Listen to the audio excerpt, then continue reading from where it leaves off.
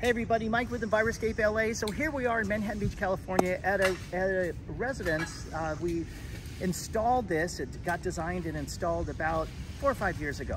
And when you ditch the lawn, you want to make sure that you're doing something that's going to be solid for years to come. And so what we did was we had this designed out. We wanted to use super plants that could take super dry conditions. And so what we did was we put these Raphilepis indica. This was on the design. These are great plants because they're like desert plants. They do get these really cool flowers on them. They get filled with flowers certain times of the year. And then you could notice that we have the mini bark. So there are times when we come by and we drop a load of mini bark. What the mini bark does is it actually feeds the mycorrhizal fungi, which helps to feed the plants. And then we have a thick, about 3-4 inches of that there. And then underneath that we have Rainbird Copper Shield Technology drip irrigation. So that's what's feeding this. And this probably gets watered once a month, maybe, if even that. They probably would be fine getting about a half dozen times a year getting watered.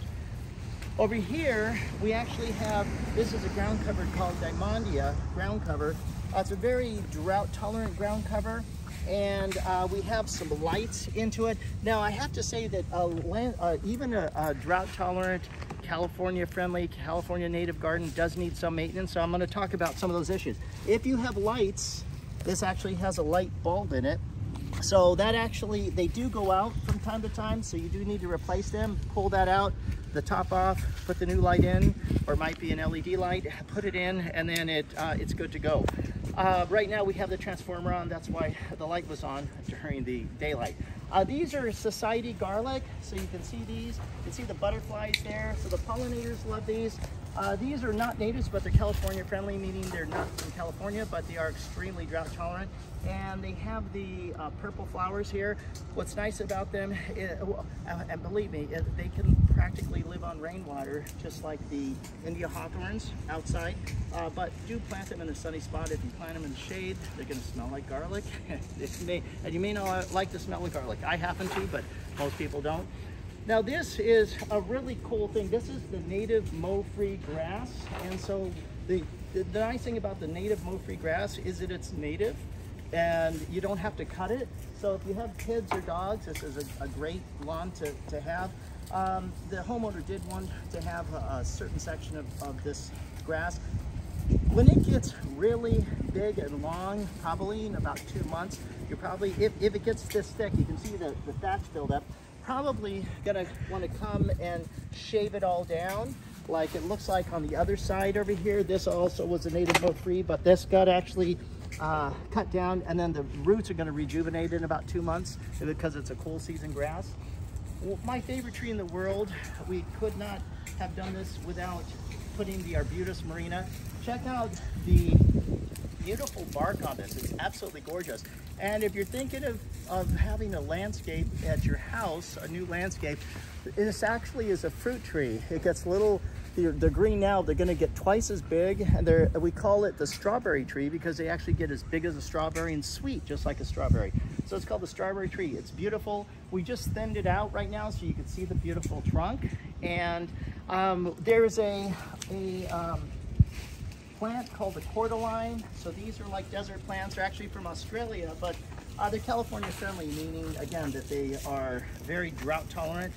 We have decomposed granite pathway here. So it's permeable. So that's one reason we use it. And it just goes on and on and on. Here's some more Diamondia right here. So everything here is extremely drought tolerant, or it's drought California friendly. Here's a Mexican sage. So it's nearly a California native. We're right next to Mexico. And so this is a great plant. It attracts lots of the pollinators. It gets these pretty purple flowers. And here's a two-toned agave. Check out, it looks like somebody got a paintbrush and just painted it right there in the edges. So it's the variegated agave. These plants here are called senecio. So these are like desert plants too. They're succulents. Fabulous plant to have. And they're in the pots. We do have drip irrigation running to the pots, and it waters now and then. And then out here in the backyard, we do have, if you plant this, you see they're beautiful in the nursery, but this is called the Peaches and Cream Grevillea. I just want you to take note how big these things get, because they're nice, but in just a few years, they're gonna become a small tree. Check that out. This is the back patio area.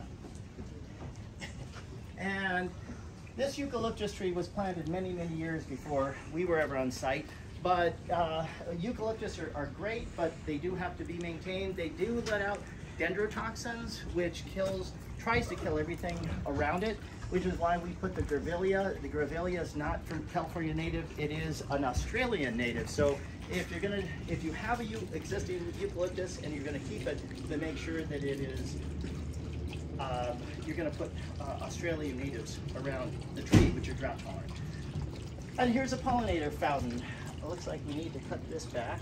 This is, or put it down like that. So this is a pollinator fountain. What's nice about this, what makes it into a pollinator fountain, is that it's a place where the pollinators, the hummingbirds, the bees, the butterflies can actually land on this dry area. They could take a drink, and then they could go back and do what they're going to do, what they're supposed to do. What's nice about this is that it's the hardest thing for a pollinator to find is not nectar or pollen. The hardest thing for a pollinator to find is a fresh water source.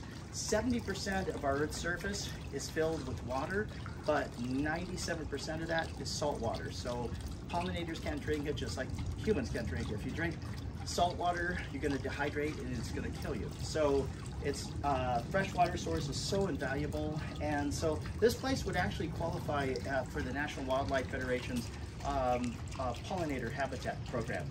But I don't think the homeowner applied for it. But if you are interested in that, for more information, go to National Wildlife Federation habitat, and you can actually, if you have the water source and native plants and protection for animals, you can actually qualify for it. Native gardens do need maintenance, and so that's why we're going through here. Plants will grow. As they grow, the upper part stays green, the lower part, dead leaves. The plant stops pushing out growth into the old leaves, and so they turn brown. Eventually they fall off. They can create a mess underneath. Well, mulch, which is not a bad thing for plants, but if you have a small area, it can get cluttered up and just not look as pretty. So that's why homeowners have us take out excess brown. Everything here has the Rainbird Copper Shield drip irrigation technology. We've laid the lines every 12 inches so that everything gets completely covered when it does water. Watering here though, like I said, everything here is extremely drought tolerant. It probably gets watered a couple times a month at this point, or should. In the hot summertime, in the wintertime, to shut the water off completely. Thanks for joining me on this tour of how to create, not just how to create a native garden, not to install, but to maintain it. Nobody's really talking about that right now, and it's something that we're going to do more videos about. Thanks for joining me. Click the subscribe button. We'll talk to you soon. Take care.